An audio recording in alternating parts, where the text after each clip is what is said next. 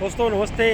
आज है 8 जुलाई, शनिवार का दिन है और आज 8 जुलाई को बीकानेर की मरुधरा पर माननीय प्रधानमंत्री श्रीमान नरेंद्र मोदी जी और माननीय रेलवे मंत्री अश्विनी वैष्णव सर, बहुत सारे अधिकारी कर्मचारी आए हुए हैं और उसी के साथ आया हुआ है खुशी का माहौल।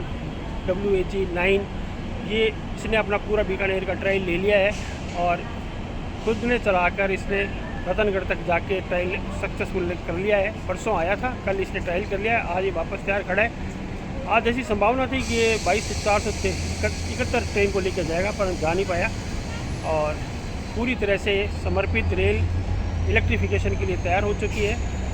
WAG का पहला इंजन SCR सेंट्रल का लालागुड़ा शेड का बीकानेर प्लेटफॉर्म नंबर 1 पर खड़ा है और इसने परसों ही अपनी ट्रायल दे दी है। Thank you, have a nice day. छोटा सा अपडेट के लिए थैंक यू। 31,174 नंबर लोग को इसमें लालागुड़ा का आ गया है WAG-9। दोस्तों जैसे हमने आपको पूर्व में बताया था, कुछ इंडिकेशन दिए थे कि संभावना बताई थी कि 8 जुलाई से यानी शनिवार को ट्रेन इलेक्ट्रिक ट्रेन चलने की पूरी संभावना है। तो उसी के क्रम में मैं आपको ये बताना चाहता हूँ कि 8 जुलाई को ट्रेन चल चुकी थी और उत्तर पश्चिम रेलवे की प्रेस विज्ञप्ति संख्या 2023/24/54 के अनुसार चूरू खंड में इलेक्ट्रिक ट्रैक्शन पर रेलगाड़ियों का ट्रायल संचालन शुरू कर दिया गया था बीकानेर तक। बीकानेर मंडल के 188 किलोमीटर लंबे चूरू बीकानेर खंड के जो खंड है उसमें 7 जुलाई 23 से इलेक्ट्रिक ट्रैक्शन पर रेलगाड़ियों का संचालन ट्रायल तौर पर शुरू हो गया है। इस खंड पर विद्युतीकरण का कार्य मार्च माह में ही पूर्ण हो गया था, जैसा हमने बताया था 28 मार्च को ही पूरा हो गया था। वह बेनीसर का जो सब स्टेशन है, करसंग स्टेशन, सब स्टेशन के लोड के लिए राज्य विद्युत प्रसारण निगम द्वारा प्राथमिकता पर श्री डूंगरगढ़ GSS से उच्च क्षमता के ट्रांसफार्मर की स्थापना त्वरित गति से की गई थी।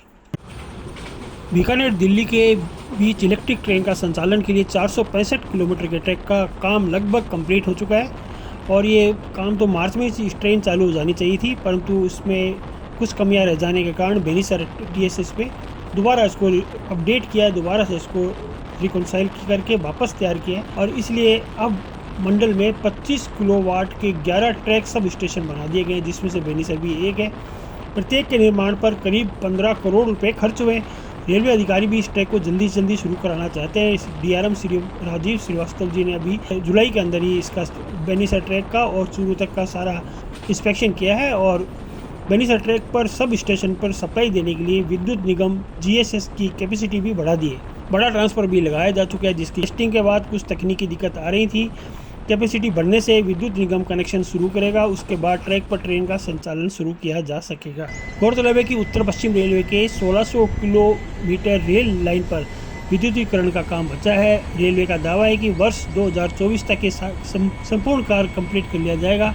इलेक्ट्रिक ट्रेन को ऐसे पावर सप्लाई मिलेगी। रेलवे के तार और इंजन से लगे पेंटोग्राफ पर ट्रेन पूरी तेज़ गति के चलने के कारण कॉन्टैक्ट बनाए रखते हैं और इससे बिजली का कनेक्शन से एक पोल में stay tube, bracket tube, steady tube और रजिस्टर्ड आर्म लगे होते हैं, जिसके सारे कैटेनरी वायर और कॉन्टैक्ट वायर को एक स्टेशन से दूसरे स्टेशन तक लेकर जाया जाता है। रेलवे रूट पर लगे तार को OHE ओवर हेड वायर कहा जाता है। इसका उपयोग इंजन में इलेक्ट्रिक सप्लाई के लिए दिया जाता है। इस तार में 25,000 वोल्ट करंट हमेशा बहता है। उच्च वोल्टेज में लोड के साथ ड्रॉप ना हो और करंट भी अपनी सीमा में रहे, इसके लिए सब स्टेशन और स्विचिंग पोस्ट, सेक्शनिंग पोस्ट इत्यादि जो रिमोट कंट्रोल होते हैं इनका उपयोग किया जाता है। इसके साथ ही हर तार के सिरे पर ऑटो टेंशन डिवाइस, जो इसमें चक्रियाँ सी लटकी रहती हैं, वो भी लगी रहती हैं, जो तापमान बढ़ने घटने पर, तार की लंबाई बढ़ने पर या घटने पर उसको नियंत्रण करने का काम करते हैं।